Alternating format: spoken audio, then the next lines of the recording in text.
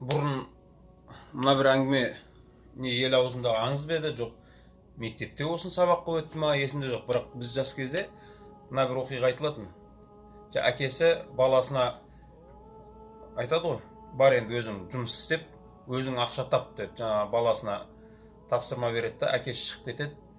Кеткеннен кейін анасы, ана деген бұл енді қанша дегенмен андай ғой, балаға жаны ашиды ғой, қиналмай ақ қойсыншы дейді да жаңағы. Сөйтеді да баласына кішкене тиын беріп, баласы ойнап келеді, кешке таман айтады, балам мына тиын, қиналмай ақ қой, кейін әкең келген кезде міне мен ақша тауып келдім деп қолына ұстата сал дейді. Кешке келеді әке, кейін баласы келеді, сөйтіп міне әке ақша таптым деп берген кезінде ақшаны әкесі алып ошаққа отқа лақтырып жібереді ғой. Сонда бала қарап тұра береді. Кейін екінші күні қайттан жіберген кезінде тағы осы нәрсе қайталанады. Бала қарап тұра береді. Сонда әкесі айтады ғой, мына ақшаны сен тапқан емессің деп. Үшінші күні айтқан кезінде, үшінші күні тағы жіберген кезінде анасы айтады ғой, балам болмайды екен. Әкең біліп қояды, ұят болар. Бар өзің шынымен бір жұмыс істеп бір нәрсе қыл, тауып кел, кішкене тиын болса деп. Сөйтіп баласы барып, әйтеуір ананы істейді, мынаны істейді, бір тиын тауып келеді ғой, бір жұмыс, қара жұмыс істейді да, тиын тауып келеді. Әкесі алады да, тиынды ошаққа лақтырып жүрген кезінде бала қолын ошаққа тығады ғой. Не істеп жатсыз әке, адам өзі мына еңбектермен тапқан ақшасын қалай отқа лақтырып жатсыз деп. Сонда әкесі айтады, міне, мына ақшаны сен енді еңбегіңмен таптың дейді да. Осы оқиға бұрын айтылатын. Қараңыз, бір кісінің айтқан сөзі не дейді? Сен жұмыс істеп, қатты пейнет қылып жүріп, балаң жатса, рахаттанып, ішіп жеп жатса, сен немерең қайыршы болады дейді. Түсіндіре алдым ба? Сен жұмыс істеп жатқан кезде балаң шалқып өмір сүрсе бар ғой, немерең қайыршы болады дейді. Сол үшін бізге не дейді? Балдарымызға бай болудың жолын емес, бақытты болудың жолын үйрет деген нәрсе бар ғой. Бізге балдарымызға жатып ішуді үйретпеу керек, кәсіп үйрету керек екен ғой балдарымызға.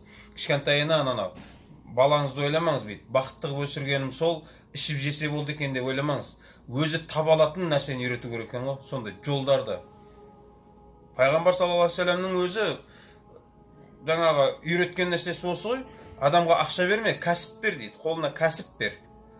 Абдурахман ибн Ауф деген сахаба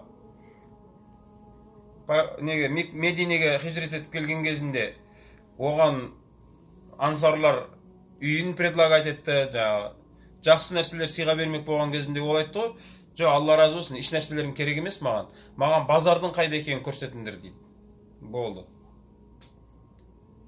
Сол балдарымызға жаңағы мынандай нәрсені үйрету керек екен ғой негізі. Кішкентай кезде өсіп келе жатқан балдарымызға бір зат беріңіз, дұрыс, бір затты беріңіз, бере беріңіз. Сіздіңкі ғой, бала да сіздіңкі, өзіңіз тауып жатсыз. Ол қызғанатын нәрсе емес.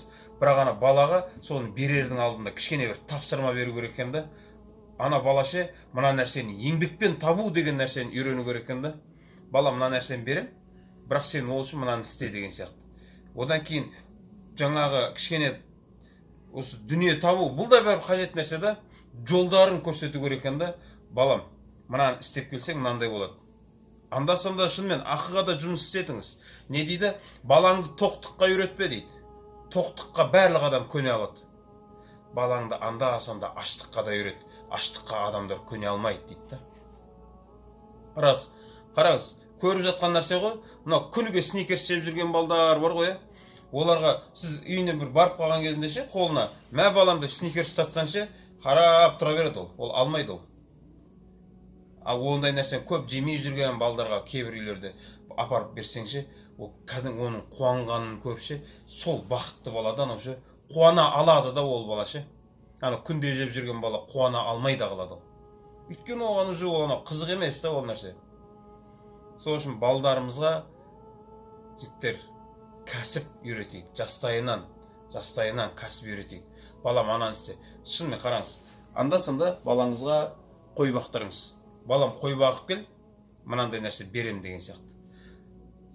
Солай не істейді? Өзінің аузына өзі қолын жеткізе алатын болсын да бала.